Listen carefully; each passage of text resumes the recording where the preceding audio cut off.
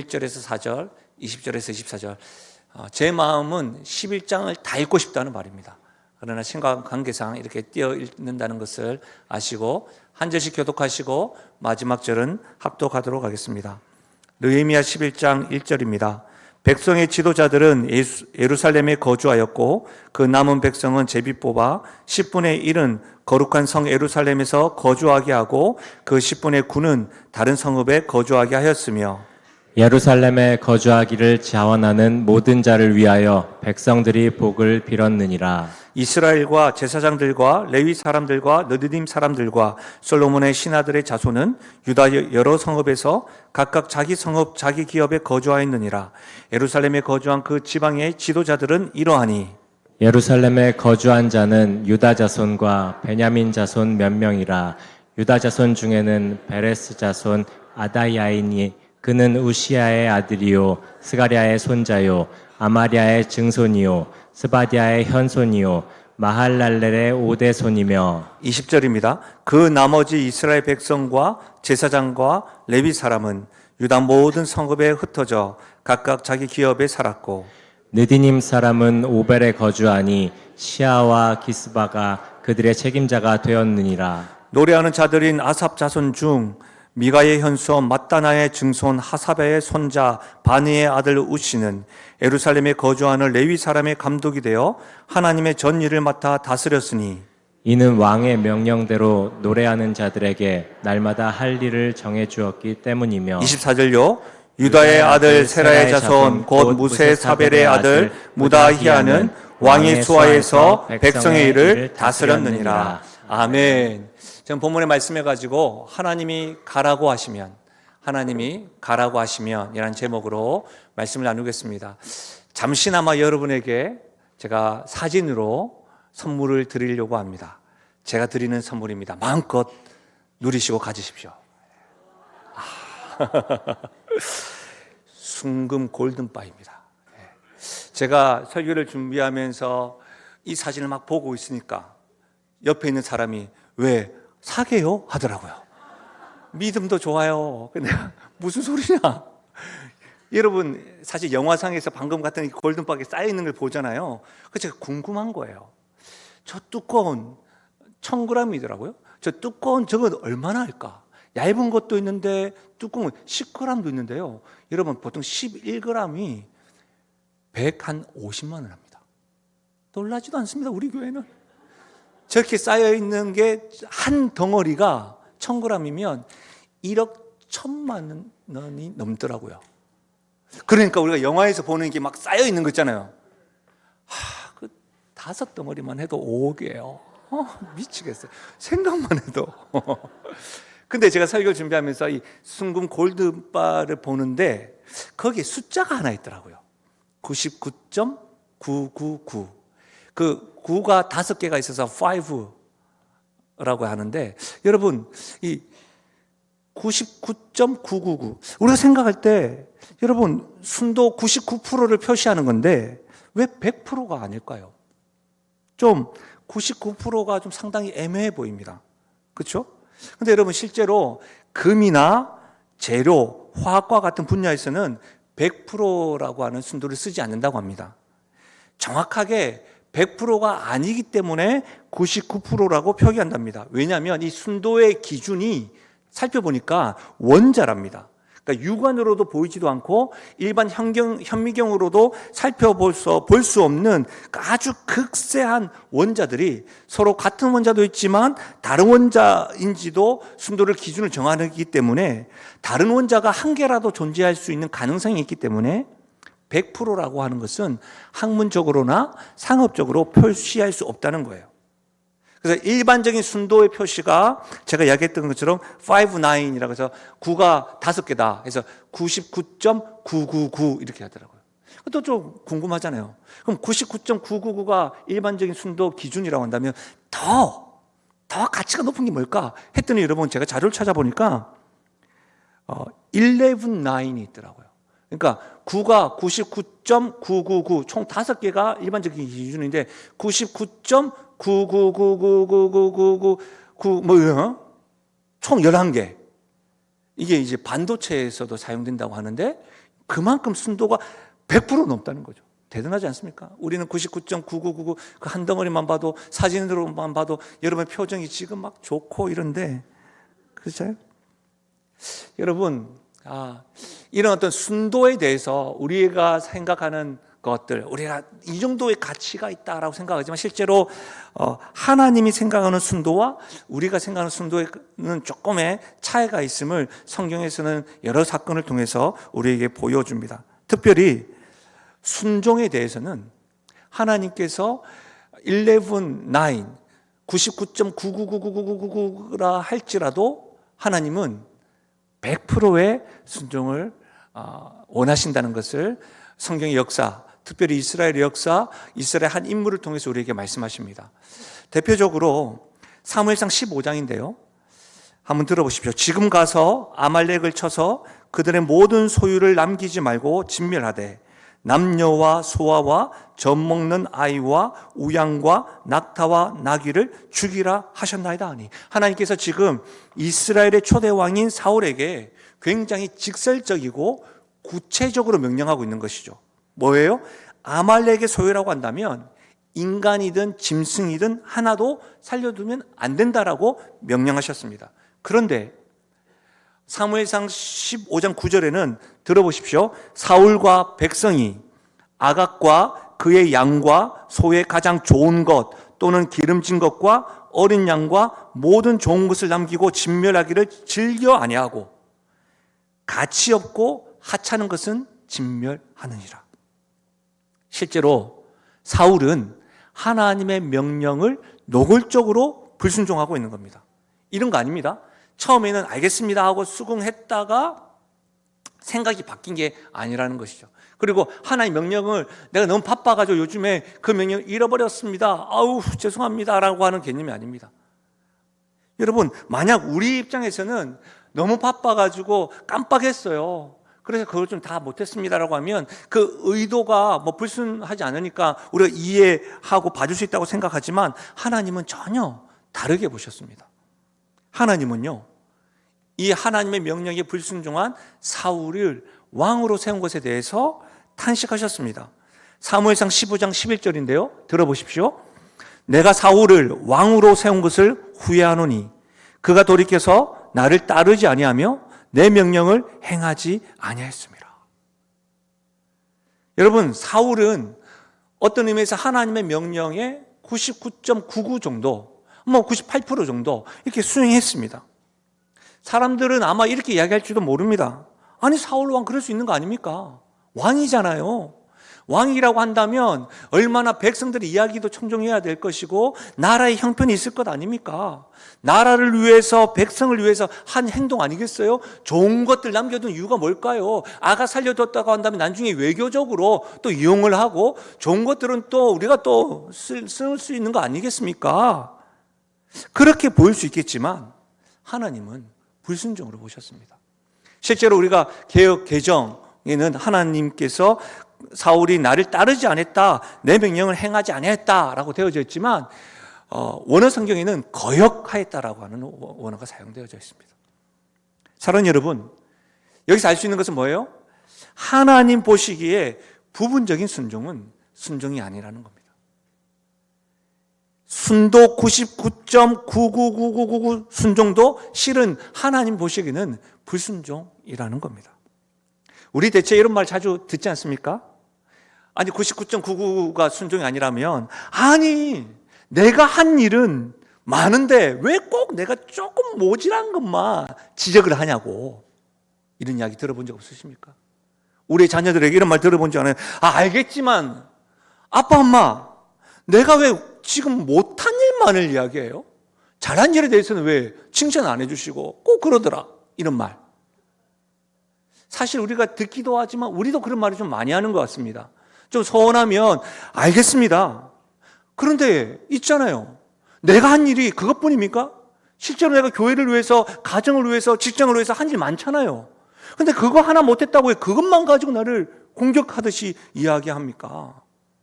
아니 꼭 내가 잘할 때는 아무 말 안 하고 침묵하더니 꼭 이러더라. 실수예요, 실수. 이런 말 자주 하잖아요.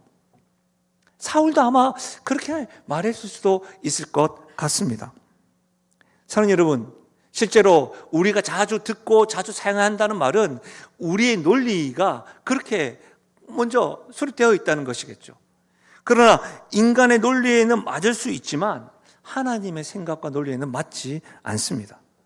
99.9%의 순종이 사람에게는 순종으로 보여도 하나님에게는 결코 불순종이라는 사실입니다. 제가 오늘 왜 순도에 대해서 이렇게 말씀을 드리냐면 오늘 느헤미야 11장이 지금 하나님의 말씀에 순종하는 사람들의 모습이 보여지기 때문입니다. 느헤미야 11장은 이스라엘 백성을 예루살렘으로 대거 이주시키는 인구 재배치 현황을 소개하고 있습니다. 좀 더 구체적으로 제가 11장을 다 읽을 수는 없으니까 조금 정리해 드리면 1절에서 2절은 백성들의 거주지 재배치 방법이 기록되어져 있습니다. 3절에서 9절은 유다 자손과 베냐민 자손 중에서 예루살렘에 거주한 사람들의 가문과 인원이 기록되어져 있고 10절에서 24절은 제사장과 레위 사람 및 성저 봉사자 중에서 예루살렘에 거주하는 명단과 인원이 기록되어져 있고 25절에서 36절에는 예루살렘 외에 거주하는 유다와 베냐민 자손이 또 그 성읍의 이름이 기록되어져 있습니다. 크기는 이거예요. 세 가지로 나뉘는데 재배치하는 방법이 기록되어져 있고 두 번째로는 예루살렘에 거주하는 명단이 기록되어져 있고 세 번째로는 예루살렘 외에 사람들의 명단이 기록되어져 있다는 겁니다. 느헤미야는 백성들의 거주지를 재배치하는 방법 1절에서 소개하고 있는데 1절에 보시면 뭐예요? 그 방법이 제비 뽑아였습니다. 제비 뽑기였습니다.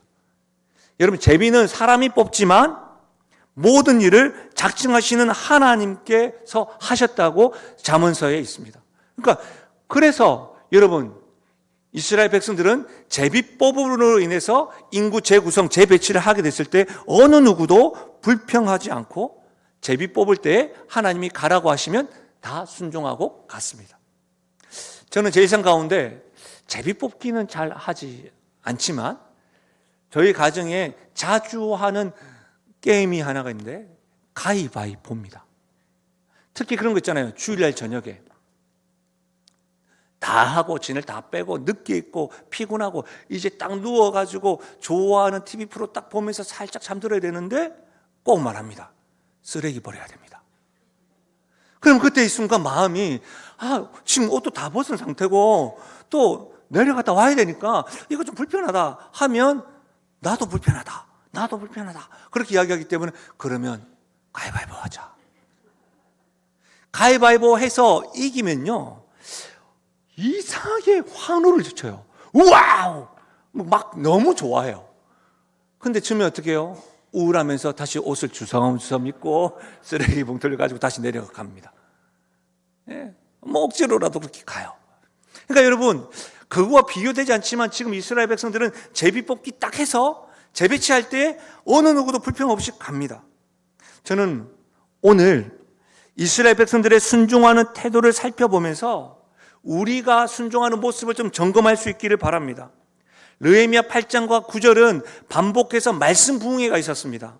그래서 지난주에도 살펴보았지만 하나님의 말씀에 아멘하였다면 아멘이 삶이 될 수 있어야 됩니다. 말씀을 듣고 은혜 받았다로 끝나는 것이 아니라 은혜가 삶 속에서 예배가 되고 순종이 열매가 될 때에 수많은 교회 가운데 하나님의 시선이 우리 교회에 머물 뿐만 아니라 그렇게 아멘으로 끝나는 것이 아니라 삶에서도 아멘에 대한 순종의 열매가 있을 때에 하나님의 시선이 여러분의 가정과 여러분의 사업과 여러분의 삶에 이렇게 임할 줄로 믿습니다.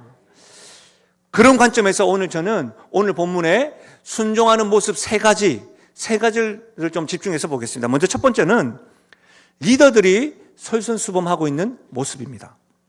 여러분 11장 1절에 보면 백성의 지도자들은 예루살렘에 거주하였다라고 했습니다. 근데 여러분, 백성의 지도자들이 예루살렘에 거주하였는데 왜 예루살렘에 거주하는 것이 순종하는 모습일까요? 예루살렘은 이스라엘의 수도인데 왜 수도에 거주하는 것이 순종이라는 말을 써가면서 순종의 모습이라고 하는 걸까요? 실제로 당시의 예루살렘은 우리나라에서 살고 싶어하는 수도권이 아닙니다. 행정구역으로 편리하고 골목마다 깨끗하고 문화생활을 영위할 수 있는 그런 도시가 아닙니다. 예루살렘에는 하나님의 전이 있었습니다.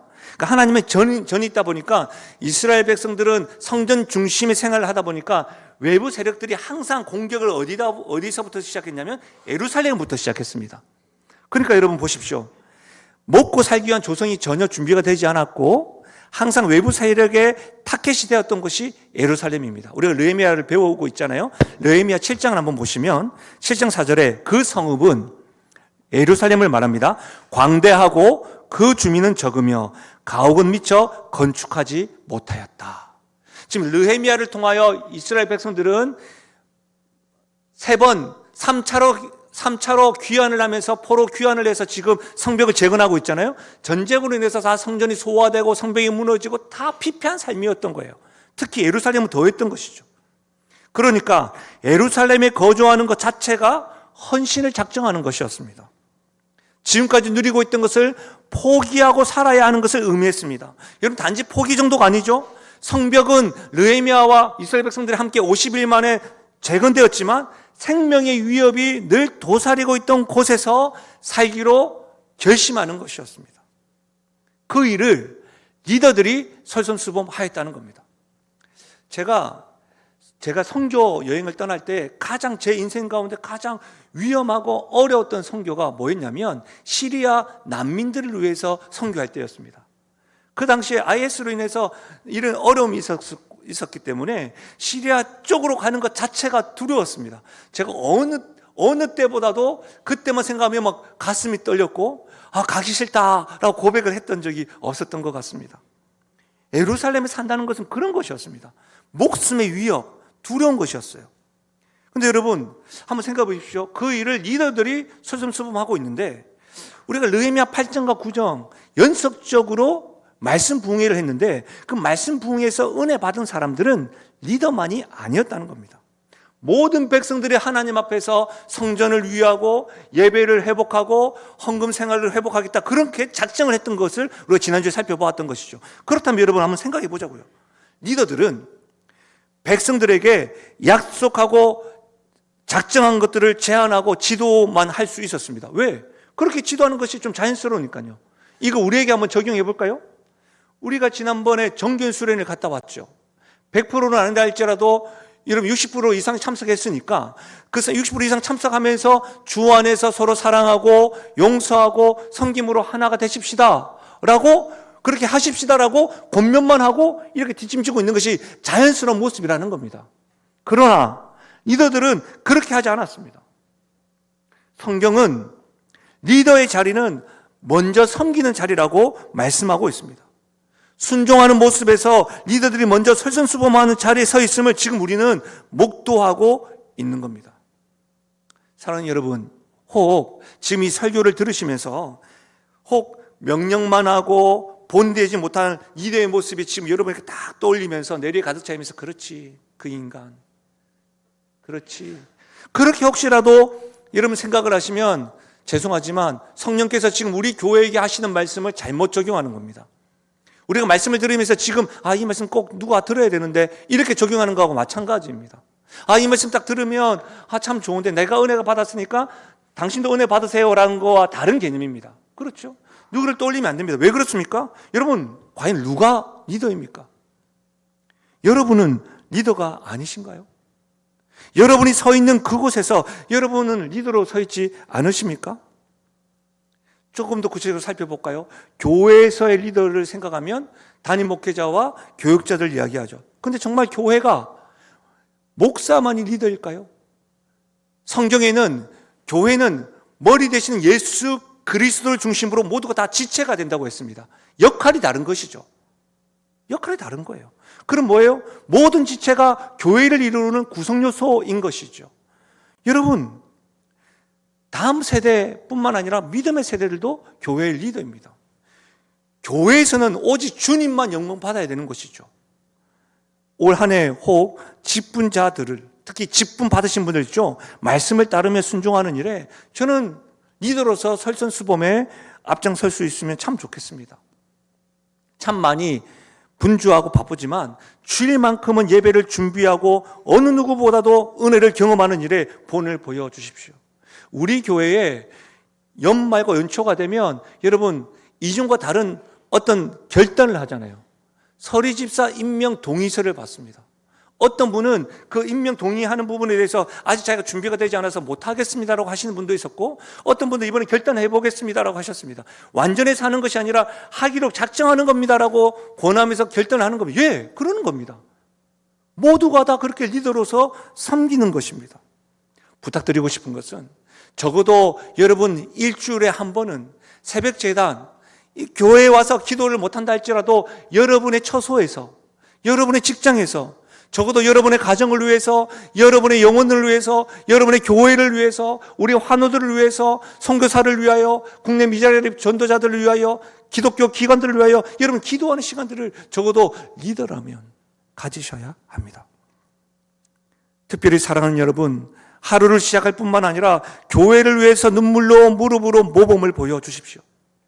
나이에 적고 많음을 떠나서 여러분 성도라고 한다면, 직분자라고 한다면 여러분 올해는 안정되고 편안한 곳이 아니라 위협이 따르고 포기와 헌신이 필요한 교회 내 예루살렘에서 본이 되어주시기를 부탁드립니다. 여러분 가정에서는 그렇다면 누가 리더입니까? 아버지와 어머니입니다. 부모님들이 가정의 리더입니다. 자식들을 가르치기 위해서는 부모님이 먼저 설선수범해야 합니다. 부모가 하나님을 경외하지 아니하고 부모가 말씀 중심 되지 않는데 죄송하지만 자녀들이 참으로 성령의 역사가 아니고서는 부모보다 예수님 잘 믿기가 쉽지 않습니다. 사랑하는 여러분, 부모님이 먼저 말씀이 삶의 중심으로 보여주셔야 됩니다. 적어도 영신교회의 부모님들은 다른 그 어떤 것보다 자녀들에게 존경받는 부모가 되겠다고 하는 이와 같은 사명, 이와 같은 소원이 있기를 바랍니다. 사랑하는 여러분, 크리스찬, 그리스도인이라고 하는 말은 사도행전 13장에 안디옥 교회를 향한 세상 사람들이 비웃음에서 처음 등장했습니다. 그 말은 예수쟁이로 표현을 해도 그렇습니다. 야, 적당히 믿어, 예수쟁이야, 이런 말인 것이죠. 여러분 그리스도인, 크리스찬은 영어로 Christ IAN입니다. 그리스도께 속한 사람. 그리스도께 속한 사람을 한자로는 구별된 사람, 무리, 성도라고 표현을 합니다. 여러분 우리가 예수님을 믿는 순간 하나님의 자녀가 되고 성도가 되고 그리스도인이 되었습니다. 그리스도인은 이 세상의 이 시대의 리더입니다. 왜 그렇습니까? 이 시대의 왕이 누구냐는 것이죠. 하나님인 것이죠. 하나님을 왕으로 믿고 하나님의 통치를 믿는 우리가 이 시대의 리더입니다. 그래서 예수님은 크리스찬, 성도, 제자들에게 너희는 세상의 소금이요 빛이 될 것을 명령하신 것이죠. 사랑하는 여러분, 그렇기 때문에 그리스도인들은 먼저 헌신하고 자원하고 대가를 지불하는 삶을 살아야 합니다. 힘겹고 어려운 일이 여러분이 거주해야 될 예루살렘임을 여러분 명심하셔야 합니다. 우리가 어딜 가든지 리더로서의 삶의 자태와 모범을 보여줄 수 있는 순종의 모습이 있기를 바랍니다. 제가 이전에 책 제목으로 한번 소개한 적이 있는데, 책 제목, 코로나 이후에 전 세계적으로 성도들이 교회를 떠날 때 이렇게 책이 기록되어 있는 책 제목인데, 책 제목이 이렇습니다. 그들은 교회가 아니라 리더를 떠난다. 여러분, 근데 이 책 제목 좀 바꿔서 한번 이렇게 해석해 보면 어떨까요? 리더 때문에 그들이 교회로 온다. 리더 때문에 그들이 주님께로 온다. 부모 때문에 우리의 자녀들이 주님께로 돌아온다. 우리의 다음 세대들 때문에 우리 믿음의 세대들이 저 주님을 알게 된다. 믿음의 세대들 때문에 다음 세대들이 주님을 붙잡는다. 이와 같은 은혜가 사랑하는 영신교회와 우리의 삶 가운데 넘쳐나기를 주의 이름으로 축복합니다. 두 번째로, 순종의 모습 두 번째로는 억지로라도 순종하는 모습이 기록되어져 있습니다. 우리 1절 말씀을 다시 한번 더 읽어볼까요? 1절입니다. 함께 읽겠습니다. 시작. 백성의 지도자들은 예루살렘에 거주하였고 그 남은 백성은 제비 뽑아 10분의 1은 거룩한 성 예루살렘에서 거주하게 하고 그 10분의 9는 다른 성읍에 거주하게 하였으며. 여러분 말씀을 다 보시면 리더들은 예루살렘에 거주했고 제비를 뽑아서 10분의 1은 예루살렘에 거주하고 10분의 9는 다른 곳에 거주했다고 되어져 있는데 뭐예요? 방법이 제비 뽑기였다는 겁니다. 여러분 예루살렘에 거주하기 위한 분양권 추첨이 아닙니다. 살기 좋은 곳이 아니라고 했습니다. 살기를 꺼리는 예루살렘에 머물기 위함입니다. 여러분 분양권 추첨할 때 어떤 자료들 좀 가져가고 또 우리가 뭐 아이가 많고 내가 지금까지 뭐 집을 가지고 있지 않았다고 한다면 그런 거 서류도 내밀고 근데 좀 아쉬웠네, 내가 좀 서류가 미비했네, 이런 개념이 아닙니다. 자기의 의지와는 전혀 상관없이 이름이 뽑힌 겁니다. 그렇죠? 제가 당시 상황 예루살렘을 조금만 더 설명해 드리면 예루살렘에 사는 것을 서로 꺼려 했습니다. 왜냐하고요, 이스라엘 백성들은 3차로 의해서 포로로 기원했습니다. 여러분 포로로 기원하다 보면 어디에서 살고 싶어요? 고향에서 살고 싶은 거죠. 위험하고 힘든 예루살렘에서 가서 고생하고 싶지 않은 거예요. 다 피폐된 곳에서 다시 세워야 되는 그 일에 있고 싶지 않은 거예요. 예루살렘은 상권이 형성된 도시가 아닙니다. 다시 말하면 뭐예요? 돈 벌기가 좋지 않다는 겁니다. 지금 수도권에서 사람들이 몰리는 이유는 그나마 돈 벌기가 좋아서 그런 거 아니겠습니까?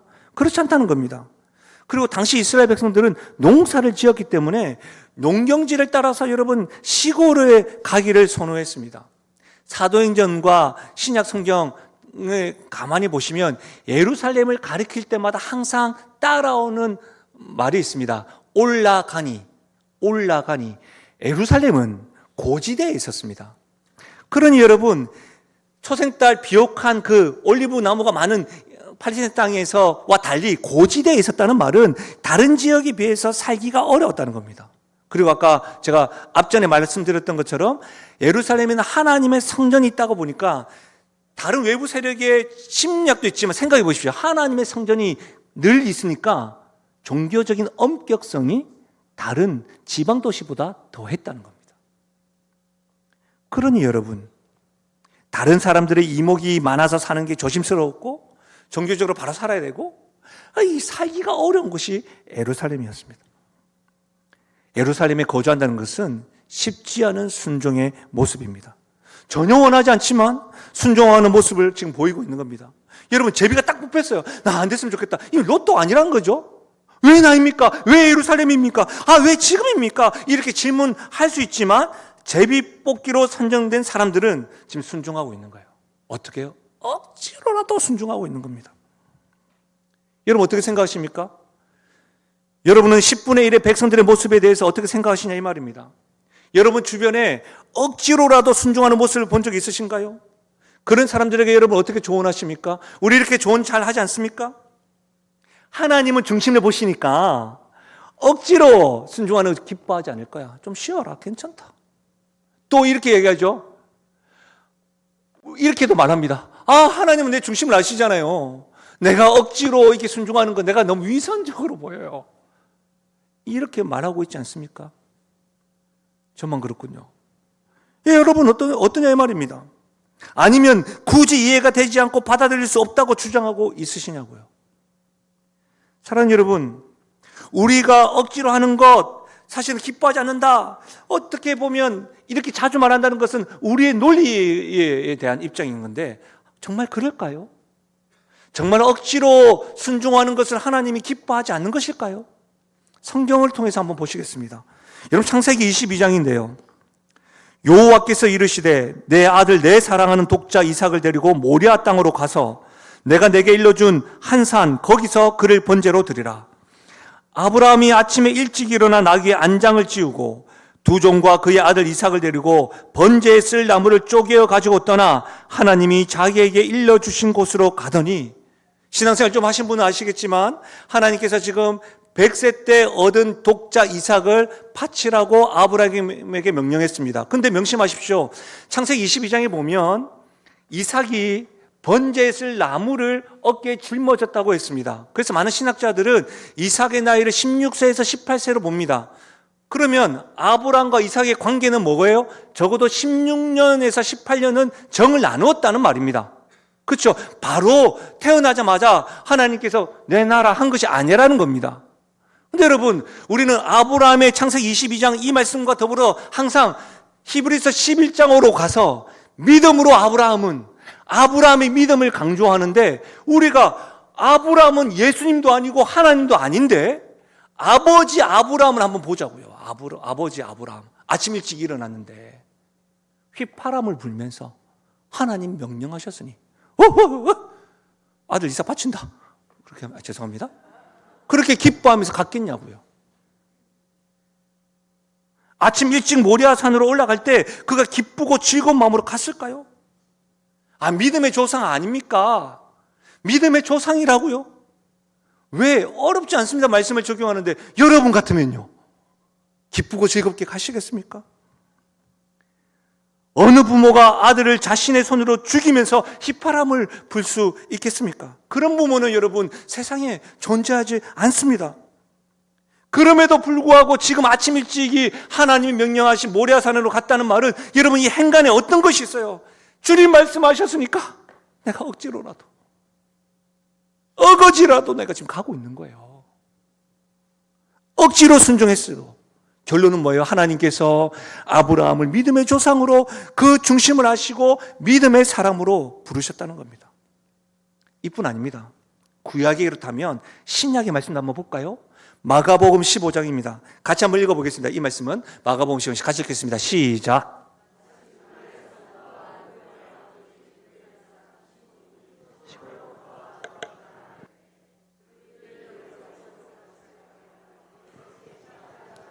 여러분, 억지로 예수님의 십자가를 짊어 간 사람이 있습니다. 그 억지로 예수님의 십자가를 짊어 간 사람을 성경은 어떻게 소개하고 있죠? 다시 한번 더 보여주시면, 알렉산더와 루포의 아버지인 구레네 사람 시몬이라고 이야기하고 있습니다. 그냥 여러분 구레네 사람 시몬이라고 표현해도 되지 않을까요? 그렇지 않습니까? 우리가 보통 영어로 할 때도 여러분 퍼스트 네임만 뭐 논문이나 책에서 보면 항상 그렇게만 표기해도 되지 않겠습니까? 그런데 왜 알렉산더와 루포의 아버지인 구레네 사람 시몬일까요?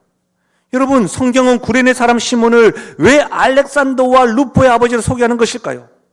과연 그가 누구였길래? 루포의 아버지는 로마서 16장에 기록되어 있습니다. 16장 13절에 주 안에서 택하심을 입은 루포와 그의 어머니에게 문안하라. 그의 어머니는 곧 내 어머니니라. 무슨 말이에요? 로마서 16장은 사도 바울이 로마 교회에게 문안인사하는 기록이 되어 있어요. 문안인사하면서 뭐라고 하고 있습니까? 루포와 그의 어머니에게 문안하라. 그의 어머니는 곧 내 어머니니라 말하고 있는 겁니다. 루포와 그의 어머니는 구레네 시몬의 아들이었고 그의 아내입니다. 무슨 말이에요, 여러분? 예수님의 십자가의 죽으심으로부터 한 세대가 흘러서 시몬의 아들 루포는 사도 바울로부터 문안받는 인물이 되었고, 그의 어머니 시몬의 아내는 바울이 영적인 어머니로 언급할 만큼 초기 기독교 역사 속에서 존경받는 인물이었다는 거예요. 구레네 시몬은 십자가의 의미를 모른 채 억지로 골고다 언덕까지 십자가를 지고 갔습니다. 그가 십자가를 억지로 지고 가면서 은연중에 하나님의 구원 역사에 동참한 것입니다. 놀랍게도 그의 아들 루포도 복음을 위한 다음 세대로 살아가고 있음을 알 수 있는 거 아닙니까? 사랑하는 여러분, 저는 이와 같은 은혜가 넘쳤으면 좋겠어요. 제가 오늘은 다른 때와 달리 주보를 통해서 보면서 우리 다과를 섬겨주시는 교우 소식 외에도 여러분 식사 제공하는 지금까지 이름 없이 섬기신 분들이 많았는데 오늘 유독 제가 본 이유가 있어요. 설교를 준비하면서 다음 세대에 대해서 하나님 앞에 이렇게 문장을 적고 설교문을 작성하고 있는데, 그러다가 주보에 딱 됐는데 이번 주는 다음 세대가 섬기네? 이게 크게 다가온 거예요. 감사하지 않나요? 감격되지 않냐 이 말입니다. 사랑하는 여러분, 저는 이와 같은 은혜가 우리 교회와 우리 가정에 넘쳐나기를 주의 이름으로 축복합니다. 사랑하는 여러분, 변함없이 섬기는 자리에 늘 있는 분이 있습니다. 혹 억지로 정말 이번에는 쉬고 싶고 헌신하고 싶지 않았는데 별 수 없어서 계속해서 봉사하는 분들 있으십니까? 교회가 와서 함께 하자고 하니 마음은 원치 않지만 체면과 억지로 순종하는 분들 있으십니까? 억지로 순종하는 것 때문에 스스로 위선적인 모습이라고 고민하고 있으십니까? 여러분, 그럴 때마다 구레네 사람 시몬을 기억하십시오. 때로는 하나님께서 여러분의 삶에 억지스럽게 몰아가시는 환경이나 상황을 경험할 때가 있습니다. 정말 피하고 싶고 반응하고 싶지 않고 보고 싶지 않은데 계속해서 보여주시고 몰아간다고 한다면 여러분, 그것이 바로 여러분, 우리의 예루살렘입니다. 여러분이 순종하고 머물러야 될 예루살렘입니다. 제가 목회자로 접어들 때 여러분, 하나님은 아시니까 잘 기쁘고 즐겁게 막 이렇게 한 것이 아니라 저는 막 도망가면서 난 목회자 안 될 겁니다라고 도망가면서 이렇게 좀 이렇게 하다가 이렇게 작정을 했습니다. 결단을 했습니다. 근데 그때 불렀던 찬양 가운데 하나가 찬송가 323장. 푸른 바다 나서니 몸 어디든지 가오리다.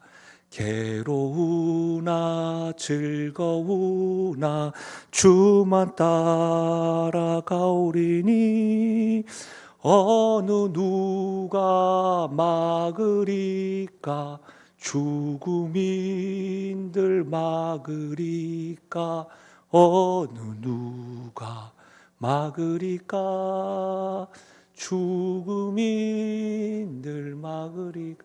이 찬양 부르면서 눈물 흘리면서 저 장미꽃 위에 있을 찬양을 부르면서 주가 나와 함께 동행하기 원하시니 나는 이제 이 동산에서 머물지 않고 나가겠습니다. 눈물 흘리면서 손 흔들면서 다 가는데 골골짝 빈들에도 이 찬양할 때마다 부끄러운 거예요. 어디든지 가오리다. 이 고백이 부끄러운 거예요. 그래서 제가 요즘 자주 부르는 찬양이 뭔지 아십니까? 주님, 우린 연약합니다. 오늘 하루 힘겨워합니다. 주님, 오늘 또 넘어졌습니다. 이 고백을 하고 있는 거예요. 저는 죄인이지만 주님의 긍휼이 필요합니다. 사랑하는 여러분, 하나님이 가라고 하시는 예루살렘이라고 한다면 쉽지 않지만 억지로라도 주의 긍휼을 구하면서 순종할 수 있는 우리가 될 수 있기를 바랍니다. 마지막으로 순종의 모습 세 번째가 자발적으로 순종하는 모습입니다. 2절, 예루살렘에 거주하기를 자원하는 모든 자를 위하여 백성들이 복을 빌었습니다. 모든 자들, 자발적으로 헌신하는 자들을 위하여 백성들이 복을 빈 이유가 뭘까요? 어려운 길을 가니까, 어려운 길을 제비 뽑아서 가는 것도 아니고 자발적으로 하는 그들을 보면서 축복하는 겁니다. 저는 여기에 기도 제목이 있습니다. 지도자와 리더도 아니고 제비 뽑히지 않았는데도 불구하고 내가 예루살렘으로 가겠습니다. 자발적으로 순종하는 사람들의 모습입니다. 누가 시키지 않고 강요하지 않음에도 불구하고 자원하여 힘겹고 쉽지 않은 예루살렘을 선택하는 믿음의 사람들이 여러분의 각 가정에, 여러분의 직장에, 우리 교회에 넘쳐나기를 소원합니다. 여러분, 이렇게 자발적이고 자원하는 순종의 모습이 많을 때 영신교회는 지금보다도 더 건강한 모습이 될 것입니다.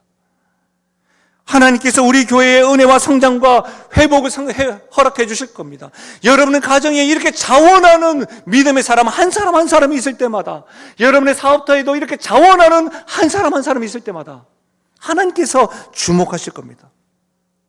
여러분, 2차 세계대전에 하면 딱 떠오르는 인물 있잖아요. 영국의 수상 윈스턴 처칠. Never give up. 우리 보통 절대로 포기하지 마라 이 말만 기억을 하고 있는데 실제로 2차 대전 때에 여러분 영국의 젊은이들을 위한 처칠의 위대한 명언이 하나 있습니다. 뭔지 아십니까? 이렇게 말합니다. 영국은 지금 여러분에게 피와 땀과 고통을 요구합니다. 이 한마디의 메시지에 젊은이들이, 여러분, 수많은 젊은이들이 자원하여서 군에 입대하였고, 결국은 여러분 2차 대전에 영국이 승리한 거 아닙니까? 이걸 바꾸어서 여러분 한번 고백해 볼까요? 하나님의 나라는 지금 여러분에게 피와 땀과 고통을 요구합니다. 여러분의 가정은 여러분에게 지금 피와 땀과 고통을 요구합니다.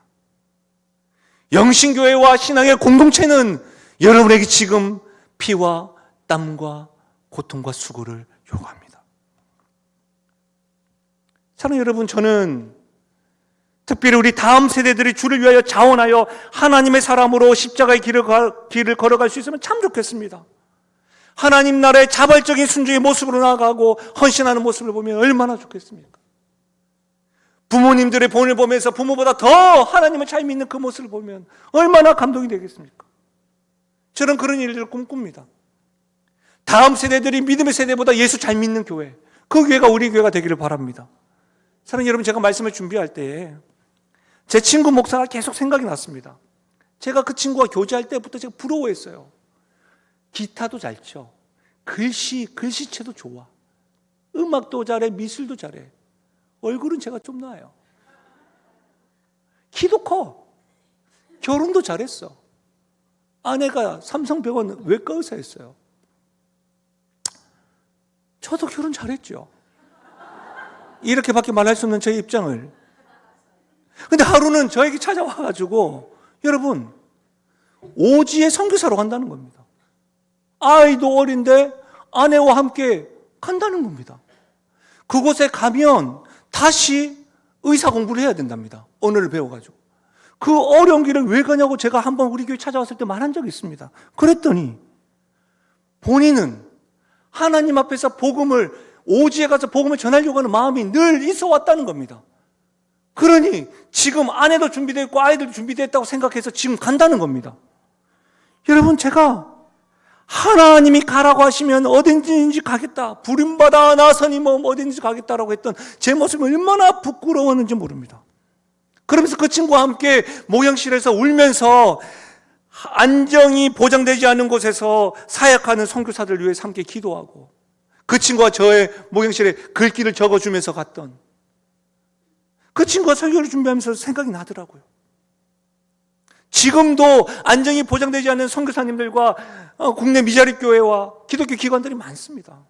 사랑하는 여러분, 우리 교회 작은 교회가 있는데 우리가 이들과 매칭되어 있는 이들을 위해서 기도하고 지원해야 됩니다. 우리가 지금 공적 예배 때마다 최근 들어서 우리 편찮으신 분들 굉장히 많으셔서 환우들을 위해서 기도하고 있지만, 환우들 뿐만 아니라 우리가 쉬지 않아야 될 기도 중에 목 중에 하나는 여러분 선교사들과 국내 미자립 교회와 기독교 기관입니다.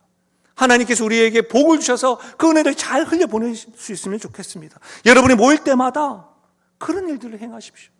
오늘 전도에 모일 때마다도 그런 일들을 할 수 있도록 고민해 보십시오.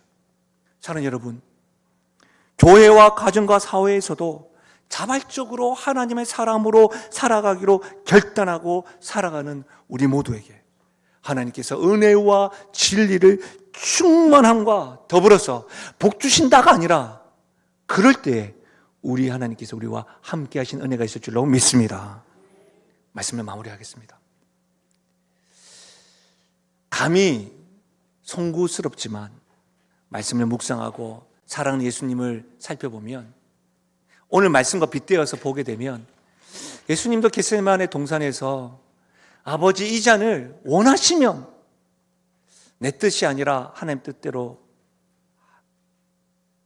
그 기도를 하실 때에 내 뜻을 이야기하시는 걸 보면 송구스럽지만 혹 완전하신 인간 되신 예수님께서도 하나님 뜻은 분명히 알지만 어려움이 있지 않았을까 싶습니다. 그런데 놀라운 것은 빌립보서 말씀에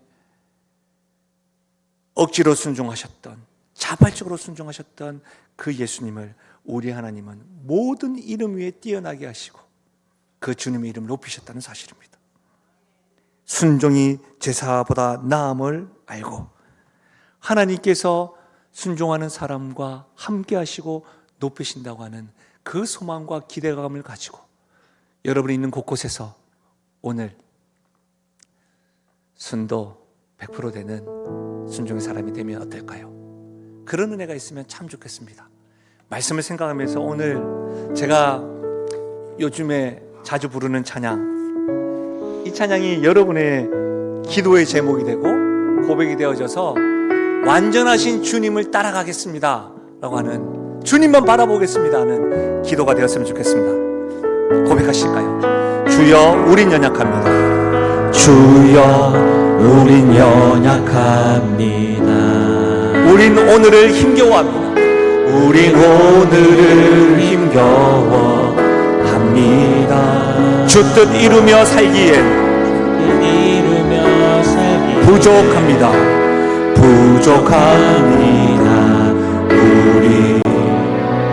우린 연약합니다. 주여 우린 넘어집니다. 주여 우린 넘어집니다. 오늘 하루 또 실수합니다. 오늘 하루 또 실수합니다. 주의 긍휼을 구하는 죄인입니다. 주의 긍휼을 구하는 죄인이 우린 주만 바라봅니다. 우린 주만 바라봅니다. 아멘. 한없는 주님의 은혜, 한없는 주님의 은혜 온 세상 위에 넘칩니다. 온 세상 위에 넘칩니다. 가릴 수 없는 주 영광 온 땅 위에 충만합니다.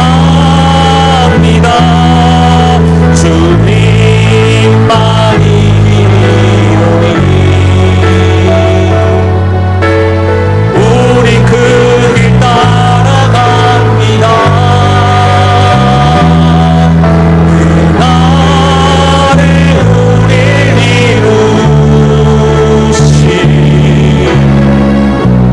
주는 완전합니다.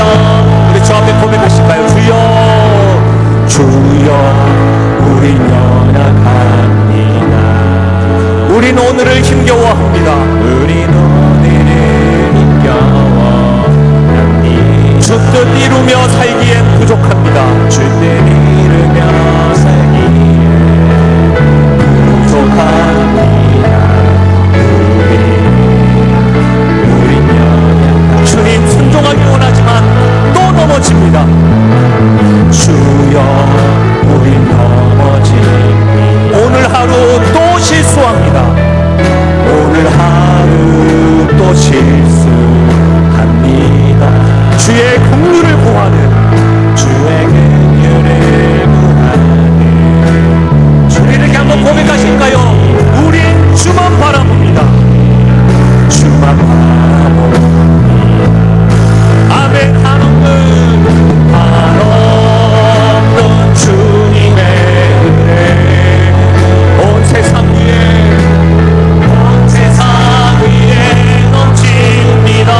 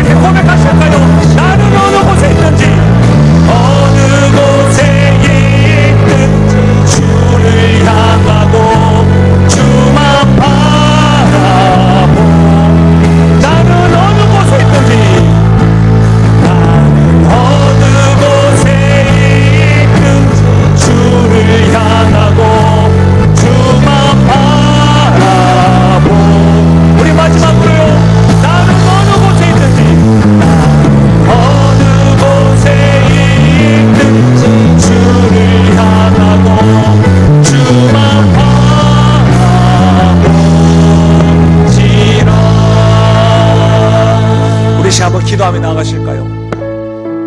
하나님께서 우리에게 명령하시는 것은 우리를 괴롭히게, 우리를 골탕 먹이게, 우리를 눈물 지우게 하기 위함이 아닌 줄 알면서도 우리가 순도 100%로 순종하지 못할 때가 있습니다. 연약하고 힘겨워하고 넘어지고 또 실수하고 부족하고 그런 우리입니다.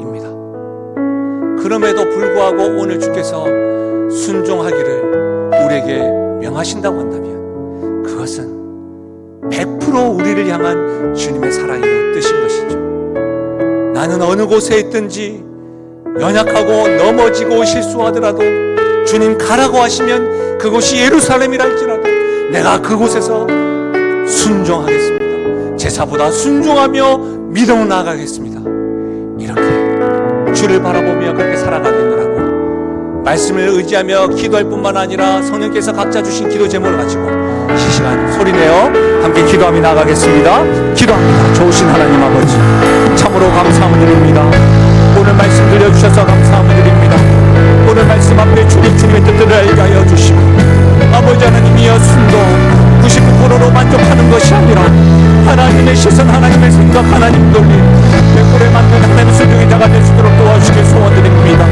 각 가정에서, 교회에서, 사회에서 리더로서 하나님 앞에 순종하며 살아가게 해주시고 억지로라도 주님 아버지 앞에 순종하며 나아갈 때에 하나님 아버지 아브라함과 같이 구레네 시몬과 같은 그의 복된 은혜가 일어날 수 있도록 도와주시고 자발적인 순종이 하나님 앞 날마다 새로워져서 영화 65에서부터 믿음의 선배에 이르기까지 우리 교회가 자발적인 하나님 앞 순종이 넘쳐남으로 인하여 하나님 나라를 위하여 섬기고 종의 몽에서 떨쳐버리고 하나님께 영광 돌려드리며 나아가는 우리 교회 될 수 있도록 하나님 역사해 주시고 간섭해 주시고 은혜 도와주시길 간절히 소원드립니다. 오 아버지 하나님, 오 아버지 하나님, 성령께서 오늘 이 시간에 말씀하여 주시는 것들에 귀 기울이게 해주시고 은혜 받고 깨닫는 것으로만 끝나는 것이 아니라 우리 삶 가운데 순종의 열매가 드러나고 열매 맺음에 나가는 일들이 일어날 수 있도록 하나님 역사하여 주시옵소서. 하나님 아버지 감사합니다. 말씀 들려주셔서 감사함을 드립니다. 순종하기 원하지만 우리의 연약함으로 힘겨워할 때가 있고 넘어지고 또 실수하고 늘 부족한 모습임을 봅니다. 그럴 때마다 아버지 하나님 외면하기보다 주님의 긍휼을 구하며 나가게 하여 주옵소서. 그럴 때마다 주님만을 바라보며 나가게 하여 주옵소서. 그때에 변함없이 어느 때나 나를 바라보시는 주님의 사랑의 눈을 경험하게 해주시고 언제든지 나의 신음에도 응답하시는 주님의 길을 경험하게 하여 주시옵소서. 그리하여 어느 때든지 어느 상황이든지 하나님이 가라고 하시면 순종하겠습니다라고 결단하며 나아가는 사랑하는 주의 백성들, 사랑하는 주의 교회가 되게 하여 주옵소서. 그렇게 역사하신 하나님을 찬양하고 예수님의 이름으로 기도하옵나이다. 아멘. 함께 선포하실까요? 나는 하나님으로부터 부름받은 하나님의 자녀입니다. 우리는 세상으로 보냄받은 그리스도의 제자입니다. 아멘. 오늘은 특별히 식사를 하시고 다가로 준비되어 있는 섬김도 받으시고 그 이후에 또 카페에서도 또 섬김을 또 경험하시고 교제 나눔이 있으시면 좋겠습니다.